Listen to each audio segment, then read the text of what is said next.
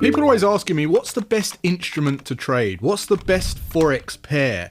And in this video, I'm going to break down a setup that I'm looking at on what I think is one of the most powerful currencies. And I'm going to show you why. And I'm also going to show you why there might be more opportunities to trade this particular currency than any other. So get a pen and paper and let's get stuck in. All right, so the pair that I'm looking at is the pound Swiss. That's the British pound against the Swiss franc. And the actual currency that makes this particular setup interesting is the Swiss franc. Why is that? Well, as you can see, when we're trading Forex pairs, we've got the pound Swiss, which means if you're long the pound, then you want this market to go up because it means the pound is strengthening. But you can see that this market is not going up, it's actually going down, which means the Swiss franc is strengthening against the pound. And that's not by coincidence. There's actually a reason that the Swiss franc is so strong. In fact, if we look at the other currency pairs like the dollar Swiss or the euro Swiss or the CAD Swiss or the New Zealand Swiss and all these Swiss pairs, you can see that it's the same pattern. The Swiss franc is just one of the strongest currencies in the world. Now, before I jump into this chart and break it down and show you the technical analysis of where I would look to enter this particular trade and how, let's talk a little bit about the Swiss franc. So the Swiss franc is widely considered one of the strongest and most stable currencies in the whole world. It's appreciated against lots and lots of different currencies over long periods of time, especially the euro and the pound and the dollar. And as I say, it isn't accidental. It's the result of their structural, economic, political and monetary factors that create constant demand for the Swiss franc. And the main reasons are: one, Switzerland is seen as a global safe haven. So when global uncertainty rises, like wars or financial crises or inflation, investors move their money into Swiss assets. Why? Mainly because of political neutrality. Switzerland avoids most geopolitical conflicts. So an extremely stable government with strong legal protections for wealth and very low corruption is very attractive. So during crises like the 2008 financial crisis or the Eurozone debt crisis or COVID, right, where there was geopolitical tensions, global capital flowed into Swiss banks and Swiss assets. And that capital inflow increases demand for the Swiss, pushing the currency even higher.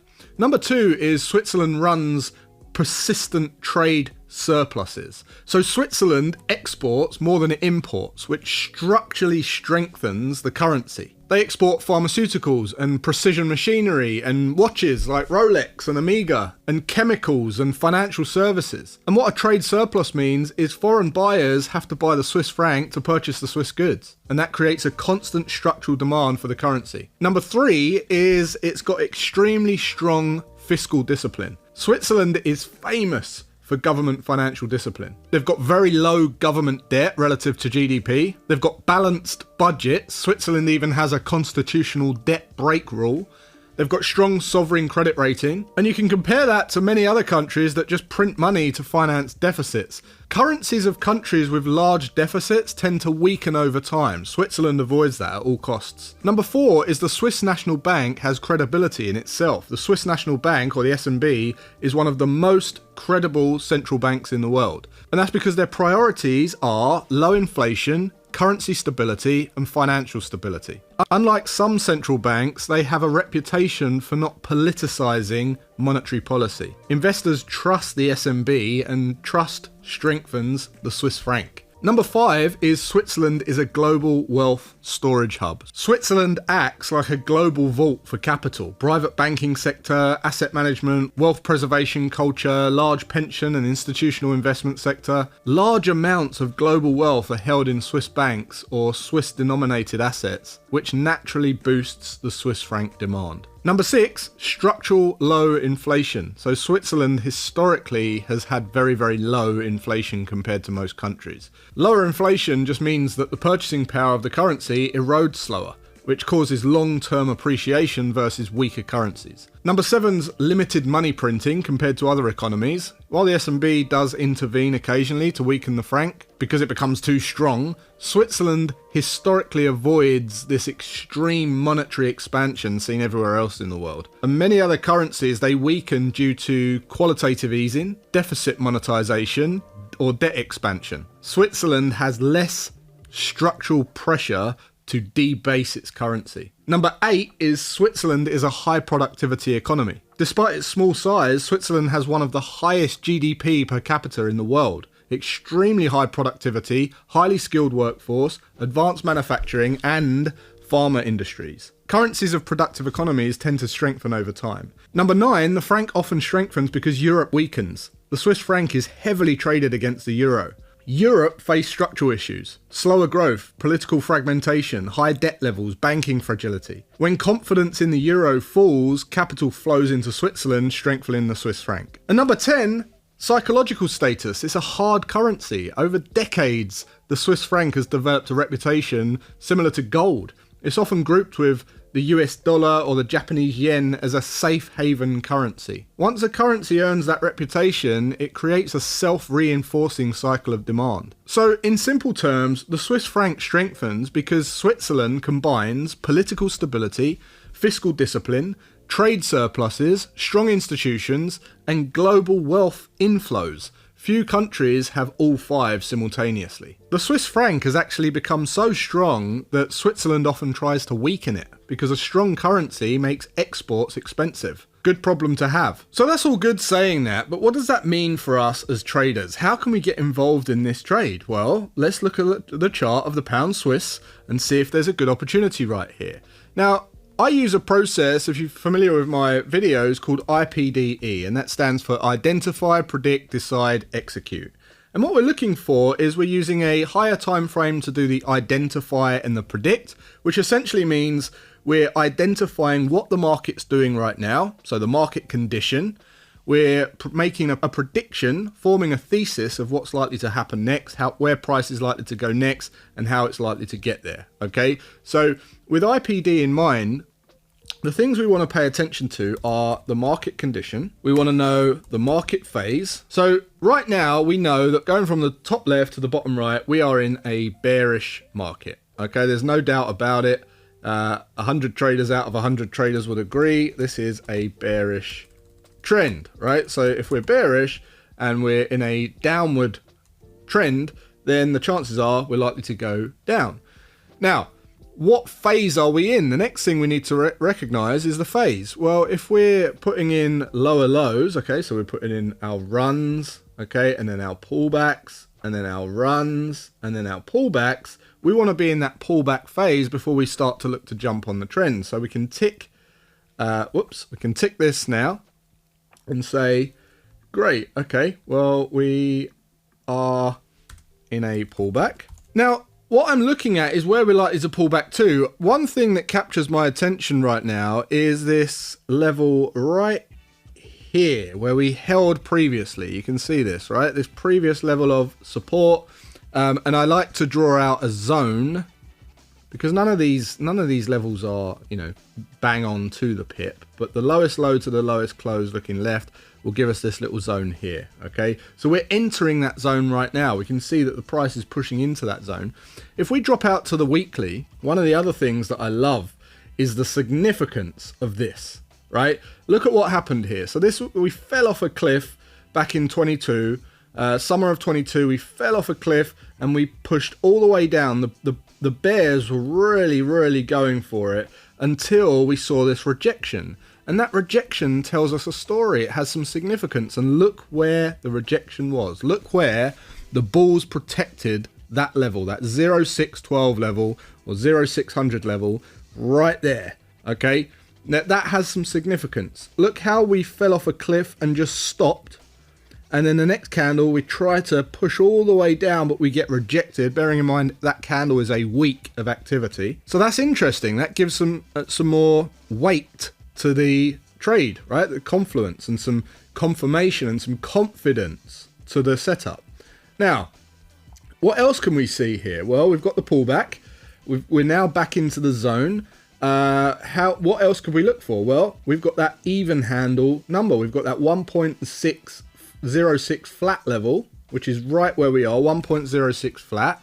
Okay, so we can have our say even handle number. Now you guys know that when you go to the fuel station and you try and fill up your car and you try and get that bang on the even handle number, right? Psychologically, that happens in the market. So we've got 1.0600, right? Tick. Now the other thing you can look for is indicators. So if we're looking for a retracement and where we're likely to retrace to, some of you are familiar with Fibonacci retracement tool. If we bring on our Fibonacci retracement tool and go from the recent high to the recent low, you can see that we've got that golden ratio, that 618 retracement right there at that level as well, which is interesting, right? I'm not saying that I would trade off of just one of these things, but when you start to combine them, it starts to make for a very attractive entry, right? So now we can say, okay, what about indicators? Well, we've got indicator Confluence as well. So we've got Fib Confluence there as well.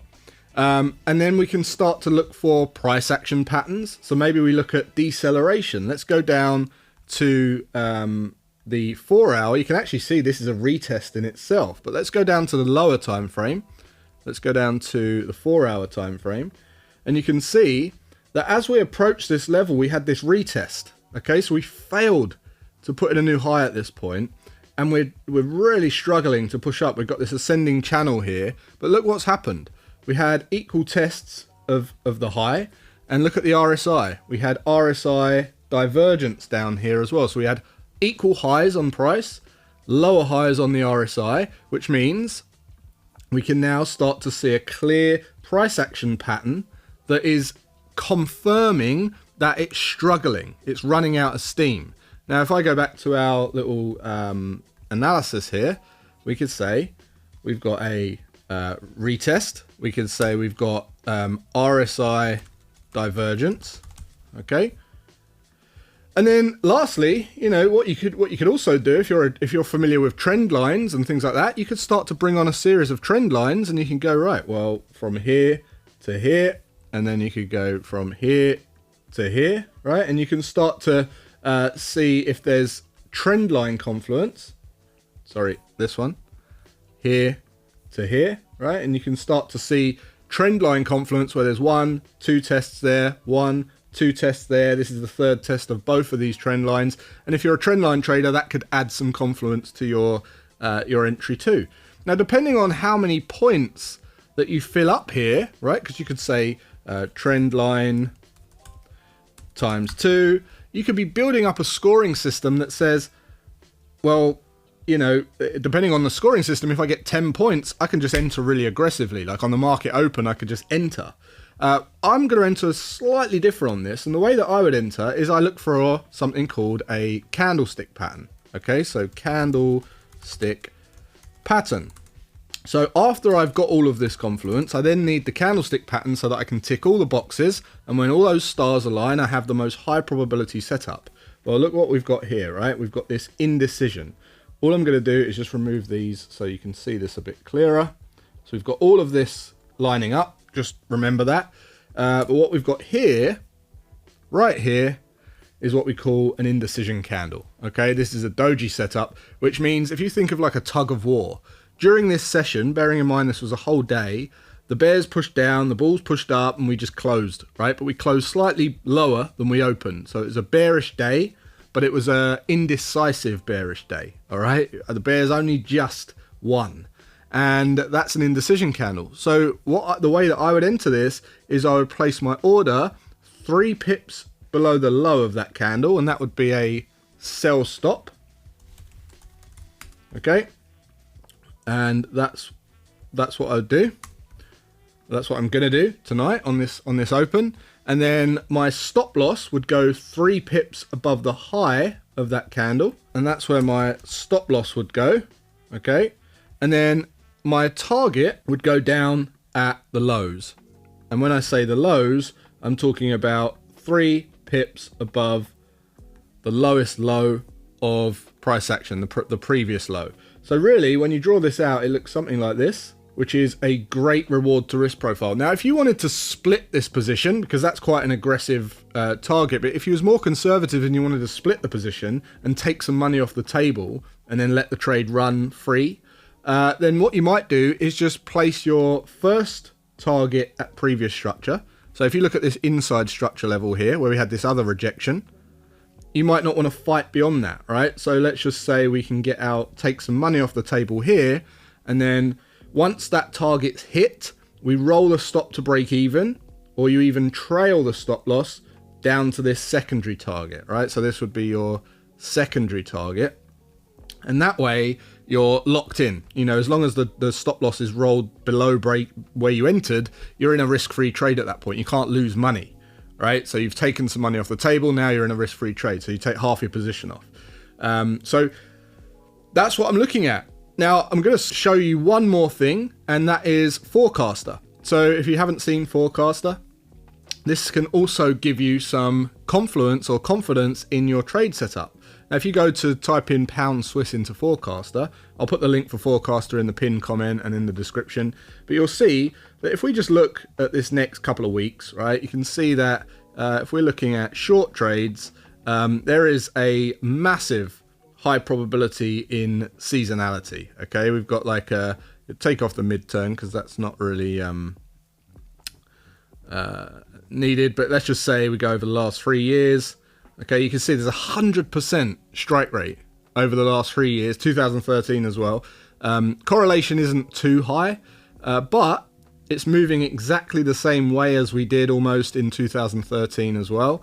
And when you look at the projection and bring on the single events, you can see it's a lot of bearish movement, right? It gives us some confidence that, I mean, over a 60% chance that we're likely to push down, which is good odds, right? And if you want to find out more about the Swiss franc, like what I went over before, you can go into the Forecaster agent and you can start looking at what's happening. You can look at key events and things like that and learn more about the Swiss franc that way.